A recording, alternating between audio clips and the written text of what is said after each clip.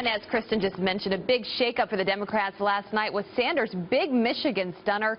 But what does this win mean for Super Duper Tuesday, as we're calling it, next week? Here to weigh in is our Democratic political panel, Democratic strategist, campaign director, Center for American Progress Action Fund, Tisch Sussman, and Democratic strategist, Nomiki, Konst. Good morning, you guys. Thank you for waking up. I love the green, by the way. Great choice.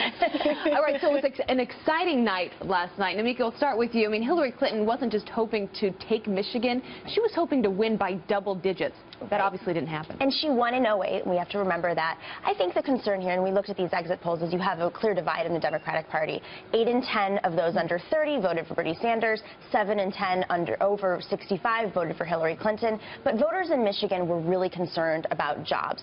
6 out of 10 Democratic voters were concerned about the fact that they'd lost jobs due to NAFTA. I mean, they saw the direct correlation. I think that message coming from Sanders resonated a little bit more than Clinton, because a lot of these voters were around, or at least are aware of what happened in the 90s with her husband's trade record, and where she voted on trade issues while she was in the Senate and continued to orchestrate TPP while she was Secretary of State. Emily, obviously after last night, Bernie Sanders making it clear he is going to stick around for a little while. Let's have a little fun here, because normally we play the matchup game against Hillary Clinton, which Republican would do best against her.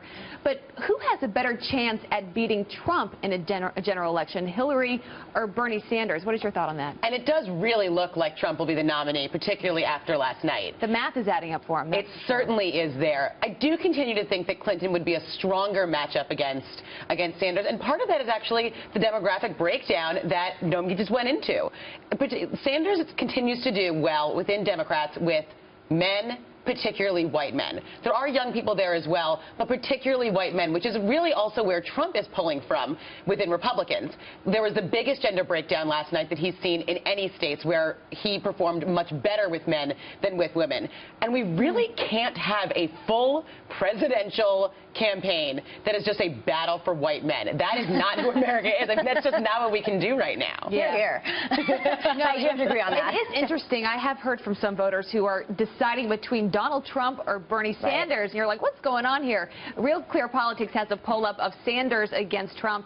You're right. Sanders actually beats Trump 49.8% to 41%. Yeah, I mean, there's a huge, and that's more than Hillary Clinton. And to be fair here, Sanders also beats all the other Republican candidates as well. He's the only person in the field who beats all the Republican candidates in that matchup. But to pull away just a little bit here, it is about the working class vote there and the independents. They're going to be battling those two demographics out. And if Hillary Clinton runs against Donald Trump, she will lose those demographics, which she needs to win, which Democrats need to win in the general election. And Bernie Sanders wins those demographics. Do we think that women won't turn out? Of course they'll turn out for Democrats. Of course they'll turn out to vote against Donald Trump. And millennial women, as we've seen, are voting for Bernie Sanders. I can expect, if Bernie Sanders is the nominee, we're going to have high turnout. We might even have the highest turnout in history, with Donald Trump's weird turnout, his organization on his side, and the Democratic side with Bernie Sanders. So quickly, I want both your response on a potential brokered convention. There's a lot of talk about this. Are Democrats secretly hoping this happens? History would show this is not necessarily healthy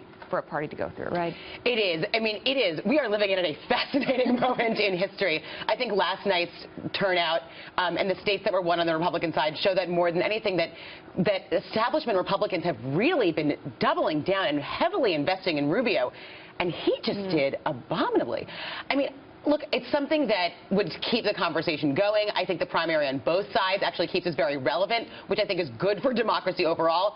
I do not love the tone of the conversation where it has been going, but I do think it's good to keep the primary going on both sides so people stay engaged. I think a brokered convention on the Republican side, what it does is that it keeps them beating each other up. Yeah. And they really don't focus on what is good for the country moving forward. They just keep going farther and farther and farther down to try and get that base vote. Anything can happen. All right, Emily, Nomiki, thanks for being with us. We appreciate it. Thank you. Over to you.